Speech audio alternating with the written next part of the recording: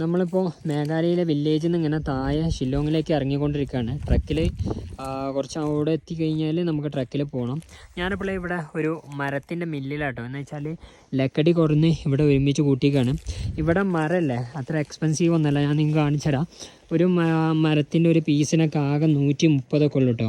ഇതൊക്കെ ഒരു പ്രൈവറ്റ് പ്രോപ്പർട്ടിയാണ്. അങ്ങോട്ടേക്കൊക്കെ ഗവൺമെൻറ്റിൻ്റെ ആണ്. ഇവർ സ്ഥലം ക്യാഷ് കൊടുത്ത് വാങ്ങും. പിന്നീട് ടാക്സും കാര്യങ്ങളൊന്നും ഇല്ല. അത്ര വലിയ ചൊറകളൊന്നും ഇല്ല കേട്ടോ. ഇത് കണ്ടില്ല, മരം ഈരുന്ന സ്ഥലമാണ്. ഇവിടുന്ന് ഇവർ വാതിലും പിന്നെ അതേപോലെ തന്നെ കട്ടിൽ, വീടിന് ആവശ്യമുള്ള ഷോപ്പിന് ആവശ്യമുള്ളതൊക്കെ ഇവിടെ നിന്നിട്ട് ഉണ്ടാക്കുന്നത്. അപ്പോൾ ഞാനിവിടുത്തെ ആളെ പരിചയപ്പെട്ടു.